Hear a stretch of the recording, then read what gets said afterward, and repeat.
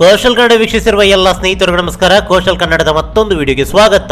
ಇವತ್ತಿನ ವಿಡಿಯೋದಲ್ಲಿ ನಾವು ನಿಮಗೆ ಕಾಂತಾರ 2 ಚಿತ್ರದ ಬಗ್ಗೆ ಒಂದಿಷ್ಟು ಮಾಹಿತಿ, ಒಂದಿಷ್ಟು ವಿಮರ್ಶೆಯನ್ನ ನಿಮ್ಮ ಮುಂದೆ ನಾವು ಪ್ರಸ್ತುತಪಡಿಸ್ತಾ ಇದ್ದೀವಿ. ಪ್ರಸ್ತುತ ಬೆಳವಣಿಗೆಯನ್ನ ಗಮನಿಸಬೇಕಾದ್ರೆ ಕಾಂತಾರ 2 ಸಿನಿಮಾ ಬರುತ್ತಾ ಅಂತ ಕೇಳಿದ್ರೆ ಯಾಕೋ ಅನುಮಾನ ಅನ್ನುವ ಉತ್ತರ ಬರುತ್ತೆ.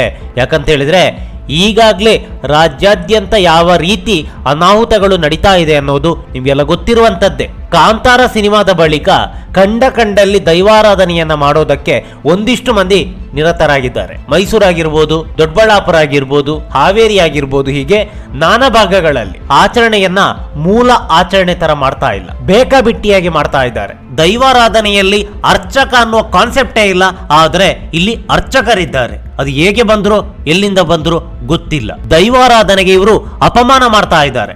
ಇದು ದೈವಾರಾಧನೆಯಲ್ಲ, ಇದು ದೈವಾರಾಧನೆ ಎನ್ನುವ ಹೆಸರಿನಲ್ಲಿ ಜನರ ಬಳಿ ಹಣವನ್ನ ಸುಲಿಗೆ ಮಾಡುವಂತಹ ಹೊಸ ವಿಧಾನ.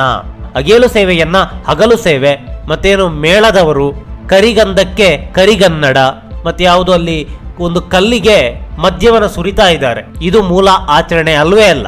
ಗೂಗಲ್ ಪೇಲಿ ಹಣ ಹಾಕ್ಬೇಕಂತೆ, ಆ ಕಡೆ ಪ್ರಸಾದ ಕಳಿಸ್ತಾರಂತೆ. ಇದು ದೈವಾರಾಧನೆಯಲ್ಲಿ ಇಲ್ಲ. ಬೇಕಂದಾಗೆ ಕಂಡಲ್ಲಿ ಕಲ್ಲನ್ನ ಹಾಕಿ ದೈವವನ್ನ ನಂಬುವ ಹಾಗಿಲ್ಲ.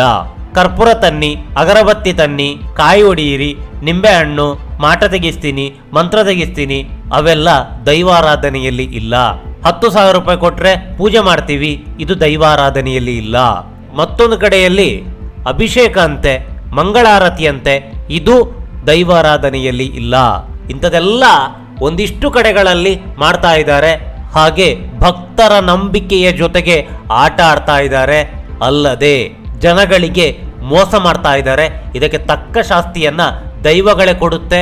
ದೈವಗಳು ಯಾವತ್ತಿದ್ರೂ ಕೂಡ ತಪ್ಪನ್ನ ತಿದ್ದಿಕೊಳ್ಳೋದಕ್ಕೆ ಅವಕಾಶ ನೀಡುತ್ತೆ ಮತ್ತೆ ಶಿಕ್ಷಿಸುತ್ತೆ.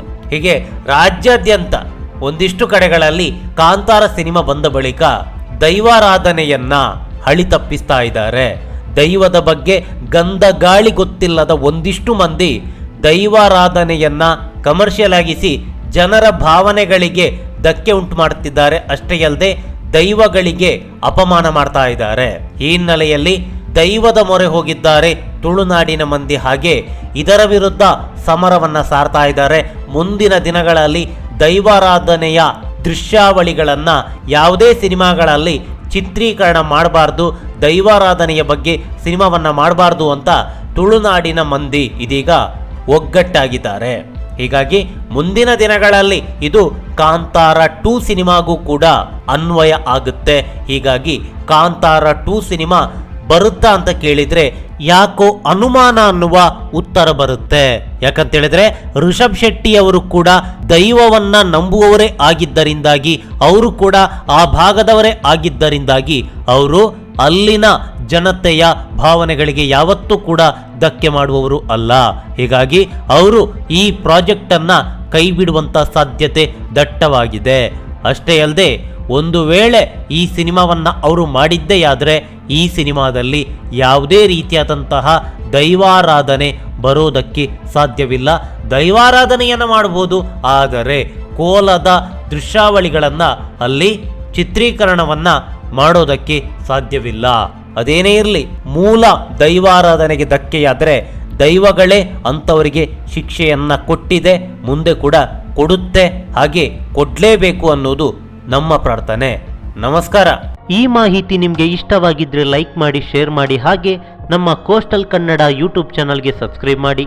ನಮ್ಮ ಹೆಚ್ಚಿನ ಅಪ್ಡೇಟ್ಸ್ಗಳಿಗಾಗಿ ಕೋಸ್ಟಲ್ ನೆಟ್ವರ್ಕ್ ಇನ್ಸ್ಟಾಗ್ರಾಮ್ ಪೇಜ್ ಹಾಗೆ ಫೇಸ್ಬುಕ್ ಪೇಜ್ಗೆ ವಿಸಿಟ್ ಮಾಡಿ. ಧನ್ಯವಾದಗಳು.